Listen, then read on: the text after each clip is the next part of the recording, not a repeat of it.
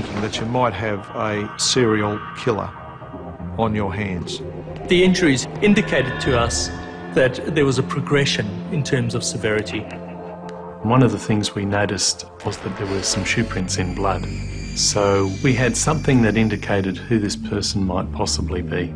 Police tonight are warning that a deranged killer is on the loose. He's now killed twice and may strike again. The risk was that he would confront the police and say, put up or shut up. Or, who's to say he wouldn't have gone off and attacked another woman. Detectives get this gut feeling. I had that gut feeling. And I knew that was our man.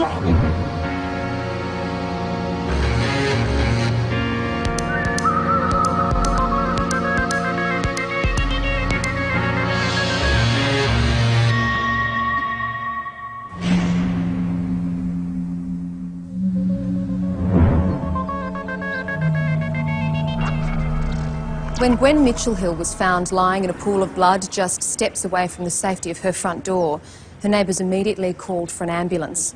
But Gwen's shocking injuries quickly raised suspicion.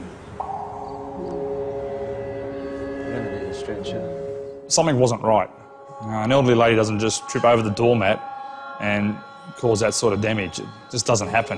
Ma'am, can you hear me? Her bag was nearby, and we asked her friend to check whether she'd been robbed or not, and we discovered the purse was missing. When I received the phone call to go down to Mossman, the nature of the job was uncertain. It was an incident involving an old lady.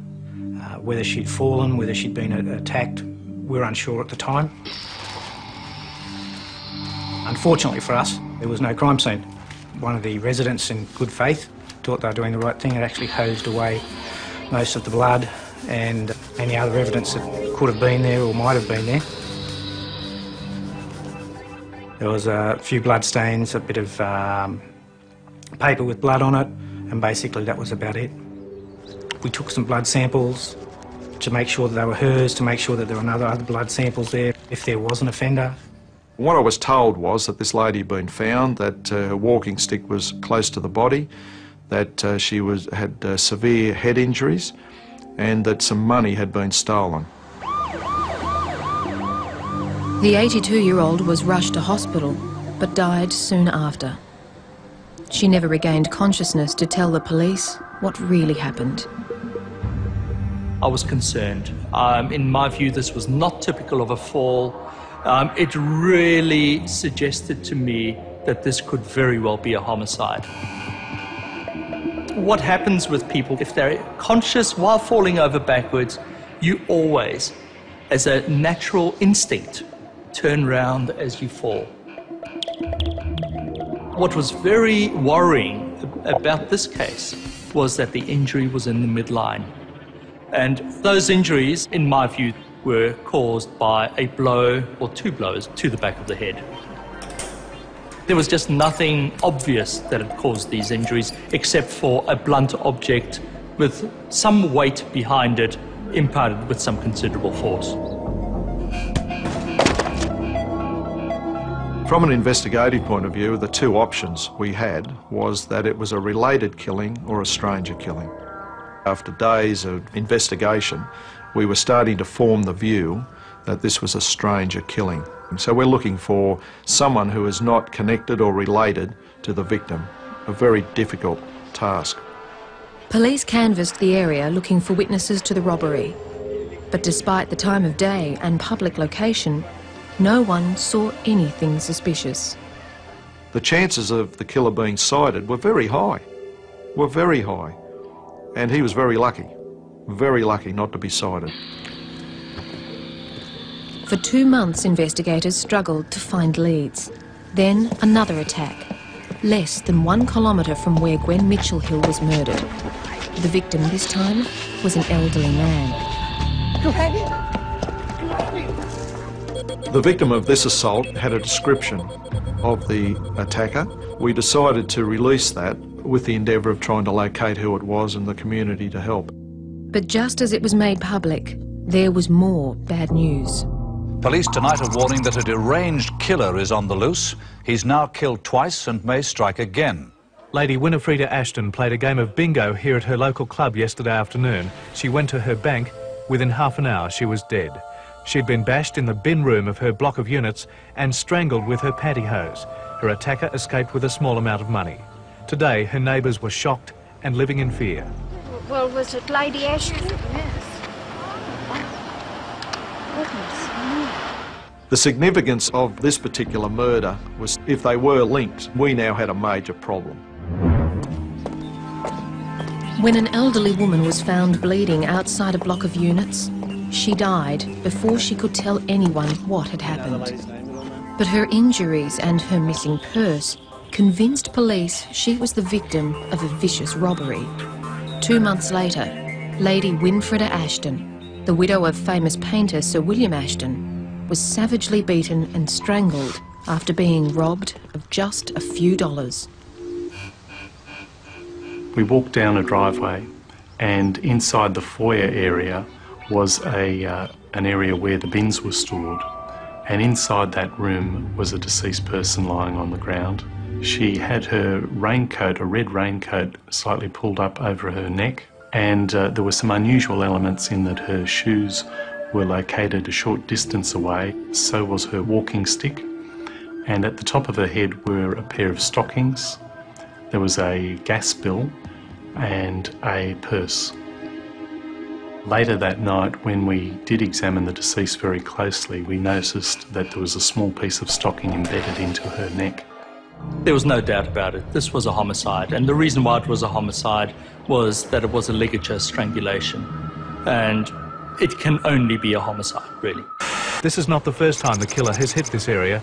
2 months ago, another elderly woman was murdered in an almost identical crime. At these flats, just a couple of blocks away from Lady Ashton's unit, Gwendolyn Mitchell Hill was bashed and left to die in her foyer. Again, all for a few dollars. The police say the similarities are chilling. There was evidence to suggest, with quite confidence, that these crimes were linked. The environment, the time of day. Both ladies were over 80 years of age. Both ladies had money taken out of their purse. Both ladies were brutally assaulted, and only about 1 kilometre apart. While the first crime scene was cleaned up and all of the evidence washed away, this scene remained intact and undisturbed. Forensic investigators were able to find what they hoped would be their first clue. She was wearing gloves, and we found a number of grey hairs. There were two possibilities. One was that she's placed her hands above her head in an effort to ward off the attack, and that the exchange of hairs to the gloves is simply from her own head, or that during the attack she may have grabbed some hairs from the attacker. So we refer them off to the forensic laboratory, and they're looking at peculiarities, colour obviously, thickness, those sorts of things. Unfortunately, the hairs in this case, being grey, weren't particularly distinctive. They're fairly similar from person to person. DNA testing was very, very new, and you generally needed large quantities of blood or human tissue to actually carry out DNA analyses. What was clear at this second murder site was that if the killer was the one and the same, his aggression towards the victim had intensified. In our first murder, we had a degree of greed in terms of stealing from the purse. What was a little bit different in this one was that the lower half of her body was bare due to the fact that the pantyhose had been removed, and the pantyhose had been used as a weapon. So in this particular case, we were now thinking that it was not only greed and violence that was motivating the killer, but there was a degree of a sexual motivation that could be associated with it. It wasn't the crime of someone who was committing a robbery. It was a crime of someone who had a particular interest, violence, taking risks, and with some bizarre sexual tastes and probably bizarre sexual fantasies. Crimes of this nature are typically committed by people who are young. Now, consistent with that was the extraordinary violence and energy shown, which is that of a younger person. And it seemed male rather than female, because mostly females don't engage in violence of that level. Most people who commit crimes do it at their convenience, which is they do it fairly near home. They feel comfortable in the area, they sort of know the streets, they can look out for where people are, and also it means they can plan escape routes if they want to. What we're looking at is someone who round about 4 o'clock in the afternoon is available time-wise to commit a crime, and that narrows the field down somewhat. One of the categories was that it could be a student who gets out of school at 3 p.m. and has a desire to steal money. A couple of the high schools we looked at, you know, there was over 1,000 students attending. And of course at that point in time we didn't know the sex of the killer, although the profile seemed to think that it was a young male. The possibility was it could have been a female. The only suspect detectives had at this point of the investigation, and who might fit the profile, was the young man who had attacked the elderly gentleman.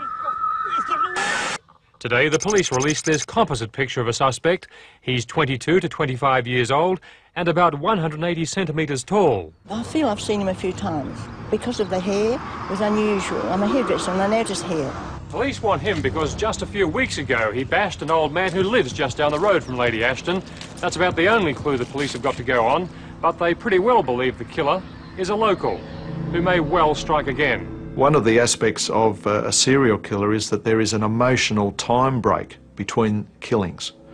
And in this particular case, there was about 9 weeks between the two. So there's a cooling off period when someone's operating as a serial killer. Therefore, our decision-making process was if we had a serial killer on our hands that had committed 2 murders, we expected a third.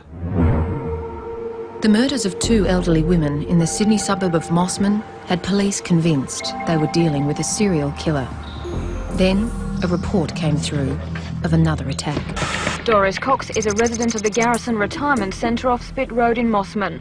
On Wednesday at about 4 in the afternoon, she was walking down one of the narrow pathways inside the grounds when she was attacked. She had severe injuries to her head and to her face. The original thought by the other residents that found her was that she'd fallen over. The crime scene again was washed down by staff at the retirement village. There were some dilute bloodstains and that was all that was left for further examination. Mrs. Cox is now in a satisfactory condition at Mossman District Hospital. Doris. Here was someone who perhaps could tell us who the killer was or a description of the killer. But unfortunately she was a chronic dementia and she had no recollection of the assault or who committed the crime. And these things happen. I mean, this was one of those days. So we basically picked up the pieces and off we go. A canvass was conducted immediately of the area and we did discover a couple of witnesses that didn't actually see the crime, but what they did see was a person in the vicinity at the time. A young male who was riding a skateboard. And where this person was riding the skateboard was down the footpath, only a couple of metres from where the crime occurred. And it was at that time, it was round about 4 o'clock. So he became a person of interest, a real person of interest. Sydney detectives want to question a young skateboarder over the brutal assault on a woman in Mossman 3 days ago. The youth was seen in the area at the time of the attack, and police believe the sighting could be linked to the murders of 2 other elderly Mossman women earlier this year. Bearing in mind with the viciousness of these assaults, and we could not determine what was causing the wounds on the skull or on the head of these ladies, it was then thought that, well, perhaps the weapon's the skateboard. Unfortunately, the skateboard and its rider disappeared without trace, and another lead evaporated. Painstakingly, detectives followed up every piece of information they received from the public, but the killer